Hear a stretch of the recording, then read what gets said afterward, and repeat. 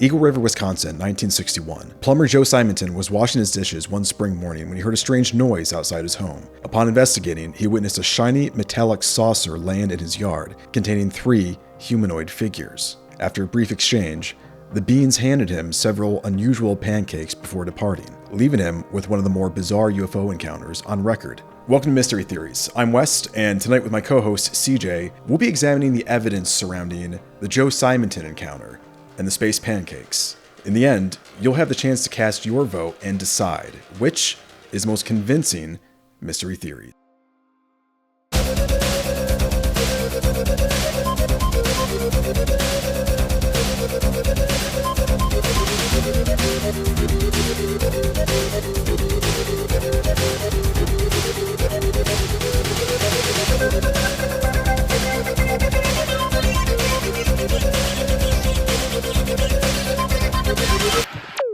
I like the Hawaiian shirt aesthetic. I mean, we're well into fall at this point, but I feel like we're both still bringing the summer vibes. Especially today, since it's Friday the 13th. Oh, is today Friday the 13th? Oh, I didn't even realize that. Hence why I'm wearing Jason, buddy. All right, now it all makes sense. Stay tuned to figure out how we work that into today's episode in a way that seemed like it was planned all along. CJ, what's your favorite thing to eat for breakfast? What's your favorite breakfast food item? And you can't say everything. You can't say all of it. I would say for quick and easy, probably a Pop-Tart. Pop-Tarts are go. You know, some people enjoy pancakes. Perhaps aliens enjoy pancakes as well. CJ, today we'll be discussing the Joe Simonton affair and the Space Pancakes. I thought you were going to say aliens going to Denny's. Have you ever been to Denny's at 1 in the morning? You'll see a fucking you'll see some aliens when you go to Denny's. If you have Denny's at like 3 a.m., if you go to Waffle House around 11 o'clock, you're gonna see some aliens. But those aren't the aliens we're talking about today. On the morning of April 18th, 1961, in Eagle River, Wisconsin, 58-year-old plumber Joe Simonton was startled by the sound, as he described, of knobby tires on wet pavement. And I looked out the window, and that's when I first saw this thing coming straight down, just like an elevator. And he quickly went outside and he approached the object. At first he thought it was his roof. First I thought the roof went off of my house, and I thought, no, the roof is green and this is bright. What the heck is it? So what he saw was this like saucer object. It was about 30 feet in diameter, about 12 feet tall. It looked like 2 silver bowls placed end on end. Suddenly, a hatch in the top of the saucer opened. And in there stood a little man. I say a little man, about 5 foot tall. Joe described the men as being around 5 feet in height, around 25 to 30 years of age, with dark skin and dark hair. Joe compared them to Italians for whatever reason, which is very strange. Like, all I think of is like Mario and Luigi popping. That's kind of what it sounds. Oh yeah, that's kind of what it sounds like. Bibbidi boppity, boopity boppity. Pancakes. Bibbidi boppity boopy. So one of the men in the saucer handed Joe a silver-colored jug. And he motioned he wanted to drink. He motioned for water. So Joe took the jug back inside, filled it with water, and then brought it back out to the men in the saucer. I noticed this little man, same size of a man, right to the right side of the hatchway, cooking these pancakes. Joe gestured towards the pancakes, and surprisingly, the men in the saucer actually scooped up 4 of them and handed them over to Joe before closing the hatch and taking off. Well, there I stood in the driveway with a handful of greasy pancakes, my mouth open, wondering what the heck I saw. What had happened? They needed the water in order to mix the pancake solution. Oh yeah, was that what they needed? Yeah, they weren't even thirsty, they just wanted to make more pancakes. So the media reaction to Joe Simonton's Space Pancake story was a mix of fascination, skepticism, and ridicule. It's worth saying that most local residents actually believed his story. Joe Simonton is a well-respected member of the Eagle River community. He actually played Santa Claus in the local Chamber of Commerce. So he's like the town Santa. What camp would you be in? Would you be in the ridiculers? Would you be in the believers? Or what was the other one? I mean, what do you think? I would be ridiculing them all the way along. Why, in the love of God, would aliens space travel all this way to give them pancakes? So Joe Simonton actually became something of a pancake celebrity. In April 1962, he would be the guest of honor alongside a real-life Aunt Jemima at a big Pancake Day event staged by the Lions Club. Apparently Aunt Jemima is a real person. That got me wondering, what other famous food icons are real people? CJ, Choose wisely. 6 food icons, one of which is a fictional person. The other are real people. Can you guess which one is the fictional character? Well, I definitely know KFC is a real person because the Colonel. I know Chef Boyardee, real person. Little Debbie's probably a real person. I feel like Ronald McDonald, you would say that isn't a real person, but it's actually like a real person, just does not the makeup shit. I'm gonna go with the Land O'Lakes butter because it's not a person. It's just unless there's a name for the Land O'Lakes. There is a name for the Land O'Lakes butter lady. Her name is Mia. Who is the fakery? While Land O'Lakes girl has the name Mia, Mia is a fictional character that isn't based on anyone. Colonel Sanders is based on Colonel Harland David Sanders, the founder. Little Debbie's is based on Debbie McKee Fowler, who's the daughter of the Bryant's founder. Chef Boyardee is Hector Boyardee, an Italian chef and founder of Chef Boyardee. The Sun-Maid Girl is Lorraine Collette Peterson, a Missouri native that worked as a cedar packer and promoter for a farm in Fresno, Cali. And let me guess, Ronald McDonald is John Wayne Gacy. Ronald McDonald is based off of the thing I frequently see in my nightmares. No, Ronald McDonald is based on the TV host Willard Scott's Bozo the Clown character. So we know that Joe got possession of 4 alien pancakes. What happened to these pancakes? Well, let's go through the list. Pancake number 1. Joe Simonton ate it. If that was their food, God help them, because I took a bite of one of them and it tasted like a piece of cardboard. And you remarked that if the men inside the saucer were living off these pancakes, it was no wonder they were so small. The fact of the matter that these people come out of a fucking spaceship and they give him this and he's like, yeah, first thing I'm going to do is pop this in my mouth. That would be the last thing on my mind. Pancake number 2 was given to a man by the name of Judge Frank Carter. So after you have an event like this, what do? Well, what Joe Simonton did is he reached out to the guy in town that was most known for UFOs. Now, Judge Frank Carter was a judge by day, but by night, he was a ventriloquist, a hypnotist, and a magician. So this guy was known locally as like a UFO enthusiast, and he would give lectures to the people in town about UFOs. Joe Simonton, after a few days, managed to track him down and gave him one of his pancakes. Judge Frank Carter submitted the pancake to the National Investigations Committee on Aerial Phenomena, or NICAP. So he submitted them the pancake for analysis, and he never got it back. And that motherfucker was mad because he wanted a pancake. I'm just thinking, like, how crazy would it be to, like, be in a trial? You're, like, fighting for your life in court, and your judge is a ventriloquist, a hypnotist, and a magician. You're feeling very guilty. You're feeling very, very guilty. Yeah. Like, I'm feeling guilty. Like, that's an admission. Bailiff cuff him. He pulls out the bailiff's a puppet. Put your hands behind your back, please. He can't quite reach you. And he's got a little little baseball bat. He's boop boop boop boop. Yeah.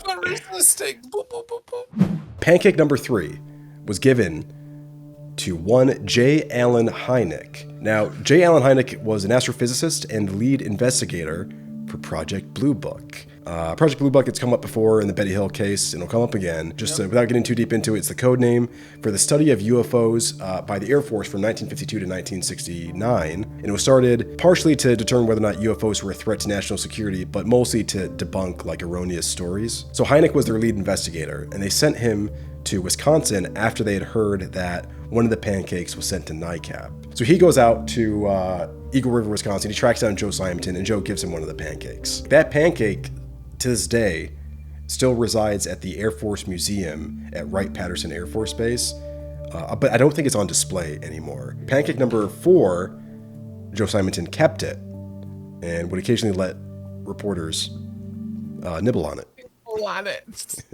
Here, do you want to taste some of my pancake? If I like you, I'll let you nibble on my space pancake. So what are these pancakes made out of? Well, luckily, a series of tests was conducted on the space pancakes, which we will look into now. Test number 1 was done by NICAP. So they performed radiocarbon analysis and found everything matched normally to materials that originated within the last 10 years, and there were no odd readings for radiation. Test number 2 was performed by the FDA. The FDA's test showed the presence of fat, starch, buckwheat, soybean, and the radiation test was consistent with ordinary pancake of terrestrial origin. Except for one thing. No salt. there was no salt. So this is like the big question mark over this case. There's entire Ancient Alien episodes dedicated to the fact that this pancake was saltless. But recently, 2 more privately conducted tests have surfaced. So test number 3 was performed by the Air Force Nautical Systems Division of Air Force Systems Command, and they reported privately that the pancakes were prepared from a low-protein flour with small quantities of sugar and salt. And another test was conducted at the University of Minnesota, which also found salt. Yeah, so like whether or not these pancakes had salt was like kind of like the big thing of the story, and it's whether or not they were truly saltless is kind of in the air. What explains the Joe Simonton affair? Let's analyze the evidence and get down to the theories. Theory number 1 is a waking dream. The waking dream theory suggests that his encounter with the UFO and the alien beings was a vivid, dreamlike experience occurring while he was awake, but in an altered state of consciousness. This theory proposes that Simonton's perception of receiving pancakes from aliens might have been a mix of subconscious imagery and reality, creating an experience that felt real to him, but was possibly a hallucination. So this is the official explanation by the government. If you read Hynek's report from Blue Book, he says, "From the appearance of the man, his habits for life, and evident loneliness, it would appear to me that the situation was ripe for suggestibility and mental aberration. The presence of the NICAP judge in the picture probably accounts in large part for the embellishment of the story and the publicity it has attained." So the government believed that Joe Simonton was honest, but they just mistakenly conflated the reality of his making breakfast with a waking dream. Yeah, I hate when that happens. I mean, he would have had to so he made the pancakes, forgot about it, and then just... He was like, how'd these fucking things get on my table? Yeah, he just wakes up, there's a box for like a George Foreman grill on his porch. Yeah. Like, what? How did this all happen? Theory number 2, fairies. Whoa. Fairy theory posits that the beings and the events Simonton described align with traditional fairy folklore. The small humanoid figures and the offering of pancakes could be seen as a modern manifestation of fairies, known for their strange gifts and capricious behavior. So fairies, elves, pixies, or fae are these supernatural beings from folklore, and they're often associated with European mythologies. Some believe that many modern UFO encounters and alien contact might actually be a modern manifestation of phenomena that humans have been experiencing for centuries, i.e. fairies. Author Joshua Cutchin wrote of a race of dwarves native to the Netherlands, known for helping with building and construction, and they would assist farmers by bringing them fresh water to drink and pancakes to eat. Ooh. The gentry, or Irish fairies, were known to never consume salt. So this kind of connects back to the saltless pancake. The gentry never consumed salt. And generally in fairy myths, if you're abducted by fairies, you're not supposed to eat food that they give you. So maybe Joe messed up. Maybe they gave him something that they didn't want him to eat. He had like a rash of bad luck after he came out with the story. Like he said, he lost work because of it. Oh, you mean telling everybody that you had aliens come to your yard and give you pancakes wouldn't make you a reputable source to do your plumbing? Well, I don't know. I mean, your hot water heater goes out. You're still not calling Joe Simonton to fix that? No, because the motherfucker's gonna fix it with pancakes, man. He's gonna see your George Foreman grill and just start screaming. All right, theory number 3, hypnosis. Ooh. What if Joe's accounts were not his own memories, but false memories implanted by hypnosis? Let's talk about Pleasure Island. Epstein's Island? What's going on? No. In 1961, a local real estate agent by the name of Harry Pride purchased a large swath of land in Eagle River, Wisconsin, to build an amusement park called Pleasure Island. The park had 2 attractions, Eagle Pass and Fairy Tale Hill. A co-worker of this Harry Pride leaked to the press. 2 weeks ago last night, Harry Pride, an Eagle River real estate broker, came and sat down next to me in the lounge during our coffee break, and he asked me what I thought of their advertising stunt. It turned out that what he was referring to was the Simonton affair. He then proceeded to tell me that he and some friends got Joe drunk and then hypnotized him. He said they had to tell him the story 29 times while under hypnosis. Now, interestingly, Pleasure Island included a cabin where Joe Simonton was supposed to sit and tell his story about the alien affair. And cook pancakes. You're going on the water slide, you go down the tilt-a-whirl or whatever, and then they shuffle all the kids into like a log cabin, and there's just an old guy sitting in a chair like, hey, you guys, you got your cotton candy, you went on your water slide? Hey, that's fun. Fucking Mario and friends landed in my yard and gave me an alien pancake. The kids are like, what the fuck? I thought that I was coming in here to go get a stuffed plush animal. You're saying, come here, little boy, come nibble on my pancake. By far, it's not even the hypnotized part. It's that they got him ragingly drunk. You're not here. Whoa, aliens. Yeah, he's just like passed out drunk, and they're like, there's aliens in your backyard. He's like, what do they look like? Like, Italians. Theory number 4, extraterrestrial encounter. Now, how do you prove that this actually happened? Honesty. Joe Simonton is regarded as being honest by all. He's always answered questions directly. He's never contradicted himself. He's never had any inconsistencies. Not to mention that an insurance agent, Savino Borgo, claimed that he saw a saucer while driving on Highway 70 around the same time that Simonton claimed to have had his experience. So there is a little bit of corroboration there. But the thing about it is, so it goes back to hypnotism, right? Because if you're hypnotized and all that shit and they do a good enough job, you're going to be tricked into thinking that that you actually saw it, right? Oh, I got theories. Walking Dream, Fairies, Hypnosis, or E.T. Encounter. Or did E.T. make the pancakes? just stirring the batter with his huge, grotesque finger. Which theory do you decide?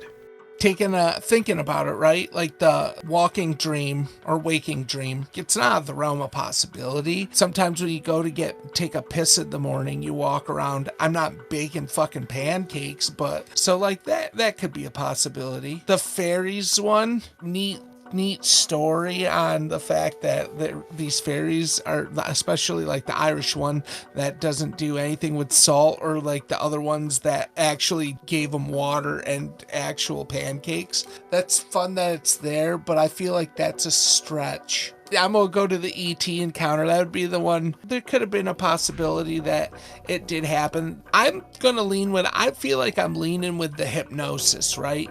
Now, the reason I'm leaning with the hypnosis, because it could check pretty much the boxes of 1 and 4. You can be hypnotized, and that imprint of that memory in your mind, you could be, half asleep, and that could feel real to you. Also, the fact with the hypnosis, they say he's honest. He's never told a lie or whatever, like Honest Abe.